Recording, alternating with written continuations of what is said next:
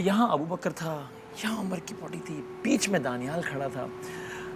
तो उसी वक्त डेथ डिक्लेयर हुई थी थोड़ी देर पहले। तो अब दानियाल से मैंने कहा अब मैं क्या पूछूँ, यानी उस वक्त मैं क्या पूछूँ कि दानियाल क्या हुआ था, मैं क्या पूछूँ, लेकिन कुछ समझ में नहीं आ रहा था कि मैं क्या कहूँ। तब तक इसकी अम्मा को हमने, यानी दानियाल ने तकरीबन 4-5 घंटे बाद बताया, 4-5 घंटे बाद। अहमद, अबू बकर और उमर ने अपने रिश्तेदारों के साथ भी इतना टाइम नहीं गुजारा होगा रमज़ान में जितना वो इनके साथ गुजारते रहे हैं।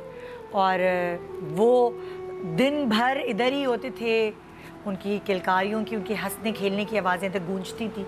और सबसे ज़्यादा वक्त उन्होंने जिनके साथ गुजारा वो वसीम है, वसीम बदामी, जो इस वक्त मेरे पास हैं, और उनके वसीम भाई थे। अस्सलाम वालेकुम, कैसे हैं आप? अल्हम्दुलिल्लाह ठीक ठाक। सो वो वाली बात है, सादिया को तो मैं इंट्रोड्यूस करा दूँ, मैं भूल ही गई कि सादिया हमारे साथ है यहाँ मौजूद, और ये भी इस वक्त उसी शौक में है जिस शौक से सारी सेलिब्रिटीज़ जिनके साथ अहमद और अबू बकर और उमर ने टाइम गुजारा है। सो वो उमर और यहाँ तो उनका टाइम ऐसा था कि इनकी हम लोग वायरल वीडियोस देखते थे कि क्रिकेट खेल रहे हैं, घर जैसा, घर लूडो खेला जा रहा है। इफ्तार के बाद सोना होता था, तो इफ्तार के बाद 1-1.5 घंटे की नींद लेनी होती थी, वरना मैं अगले सहरी करके, तो मैं अपने रूम के बाहर एक बंदा बिठाता था कि उमर को आने नहीं देना, क्योंकि ही वाज जस्ट वॉकिंग, यानी इतना वाला घर वाला मामला था कि वो आएगा कभी 10 हाँ क्या हुआ, तो मैं आपका फ्रिज लेके जाने के लिए आया हूँ, मुझे अपना टीवी दे दो वसीम भाई, ये तो यानी ये। और दानियाल जो उनके चाचू, असल में मामू है, चाचू कहते हैं, मामू है, उसको चाचू कहते हैं। तो मैं जब भी कमरे में आऊँ तो कि भाई उमर तंग तो नहीं कर रहा ना, भाई मैं उमर को डांटूँ, मैं कहता नहीं खैर है, मैं बंदा बिठा देता हूँ, तो वो उमर को आंखें दिखा के वापस भेजता है जब मैं सो रहा होता। और जब मैं जाग रहा हूँ तब तो बस उमर वो जस्ट वॉक इन, और वो कभी भी, तो यानी उनके लिए बिल्कुल ही घर जैसा था। आप इससे अंदाज़ा लगाएं, जब ये सारा इंसिडेंट हुआ है तो पहली कॉल तो दानियाल ने की सबसे पहले, जब वो जेजे साहब को की है, यानी उसका इतनी एसोसिएट, यानी 4:30 बजे, हाँ उससे पहले, यानी 4:30 के आसपास, यानी 4:30 से भी कुछ पहले, 4:30 के आसपास तो जेजे साहब ने मुझे बताया कि ये हो गया, चूँकि वो पाकिस्तान से बाहर थे। फिर मैं दानियाल से मुसलसल वीडियो कॉल पर मुसलसल राब्ते में था। तो आप देखें कि एसोसिएशन कितनी ज़्यादा हो गई, वरना वो कोई और ओनरशिप तो बाउंड नहीं था ना, वो बताने के लिए। और ये ओनरशिप है कि जब आप किसी को मोहब्बत देते हैं तो ही वो ये करता है ना, कि नहीं ये मतलब इसके लिए मैं इतना इम्पोर्टेंट हूं, इसको पता होना चाहिए। में एक छोटी सी बात है, जब ये बच्चे हमारे पास आए थे, ऑब्वियसली शुरू में वो एटिकेट्स और वो सब आहिस्ता आहिस्ता जजी सेजा जो है हमारे सीईओ, उन्होंने इनको रागिब किया कि इनको एडमिशन कराओ स्कूल में। फिर जैसे मेरे शो पे भी लाइव होता था, तो उस लाइव शो में कोई ना कोई ऐसी बात कर देते थे जो कि बच्चे सही नहीं सीख रहे होते थे, तो जे कहते थे कि नहीं इस तरह नहीं होना चाहिए, उनको सिखाओ। तो बहुत सारी चीज़ें उन बच्चों ने ARY से एक्चुअली सीखी भी हैं। बच्चों की हमने ग्रूमिंग देखी है, कोशिश सारे ईयर्स के अंदर, बिल्कुल हमने ग्रूमिंग देखी, उन ट्रांसफॉर्मेशन देखी है बच्चों। वसीम, आपने अपने शो पे भी बताया था कि किसी को नहीं, मुझसे भी लोग फ़ोन करके पूछ रहे थे ये कैसे हुआ। आपने फिर अपने इंस्टा पे आकर ये बताया कि उमर जो है वो कैसे वो यहाँ से रुखसत हुआ और क्या वजह बनी।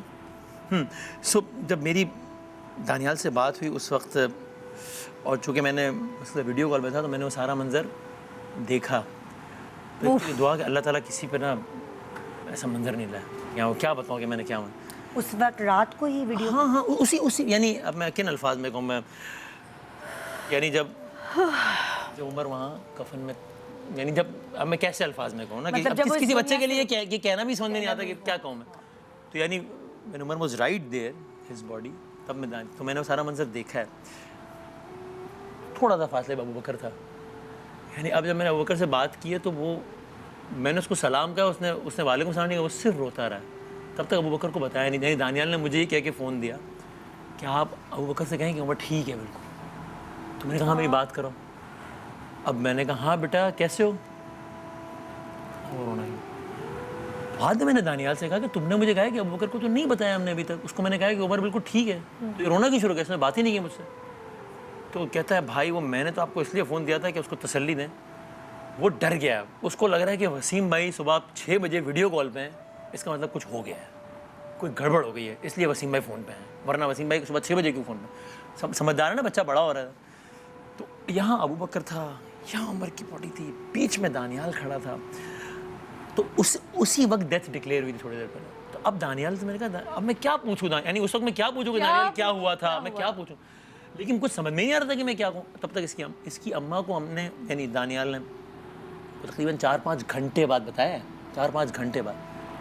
तो दानियाल ने मुझे बताया ये मुझे कुछ समझ ही नहीं आ रहा था, क्योंकि वो सिर्फ रोए जा रहा था। और दानियाल ने रोते रोते कहा भाई आप डॉक्टर से बात करें। ये सब हॉस्पिटल में खड़े थे, डॉक्टर भी वहीं खड़े थे जब डिक्लेयर की थी। डॉक्टर साहब आप बताएं क्या हुआ है। हुआ क्या? डॉक्टर ने मुझसे कहा कि इनकी फिट्स पड़ने की हिस्ट्री है।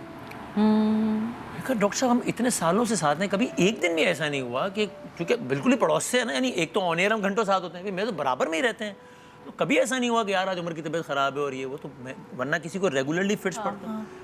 उन्होंने कहा वो कितने ज़्यादा है कितना कम ये मुझे नहीं पता, बट ये कि बस बच्चे को वॉमिट हुई है। डॉक्टर साहब वॉमिट से कौन मर जाता है, मतलब क्या? तो उन्होंने कहा जी वॉमिट से जो है, वॉमिट इसके लंग्स में गई है, उससे इसका, अब मैं अपने अल्फाज में बता रहा हूँ यार, मैं टेक्निकल आदमी तो नहीं हूँ मैं, तो मैं नहीं पता मैं टेक्निकली सही रीडिफाइन कर रहा हूँ नहीं। वॉमिट उसके लंग्स में गई है, उसकी वजह से उसकी ऑक्सीजन सप्लाई डिस्कनेक्ट खत्म, और बच्चे को cardiovascular attack. Oh my God. आप यकीन कर, बाखुदा दानियाल मुझे बता चुका था, रोना धोना सब हो चुका था, डॉक्टर मुझे बता चुके थे, उस सब के बाद भी कसम से मैंने डॉक्टर से पहला सवाल ही पूछा, वो तो ठीक है आप मुझे बताएं इज ही अलाइव और नॉट, यानी इतना सब सुनने के बाद भी यकीन नहीं आ रहा था। मैं कहा डॉक्टर साहब तो उसने मुझसे कहा मैंने आपको अभी तो बताया उसी में कि तो नहीं, तो बहुत टफ टाइम था पे, यानी और वो जिस तरीके से दानियाल लेके पहुंचा है बाइक पे लेके, वो हॉस्पिटल की लॉबी या जो भी कह लें कॉरिडोर, वो इतना बड़ा है, आपका ये जो जगह है ना इसको मल्टीप्लाई बाय 2 या 3 कर लें, वो वहाँ, और ज़ाहिर उमर माशाल्लाह एक हेल्दी बच्चा था, दानियाल उस हालत में इसको हाथ में उठा के,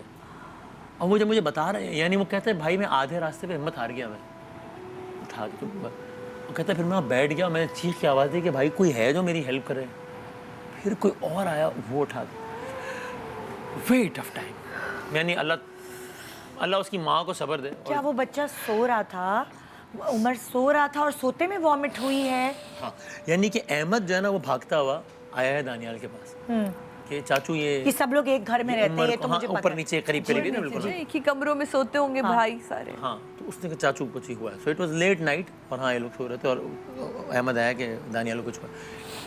इनको भी पहले लगा कि वॉमिट हुई है, तो वॉमिट जर्नल सी बात को वॉमिट होती है तो हम थोड़ी कोई हॉस्पिटल भाग जाते हैं हम, तो I don't blame them of course.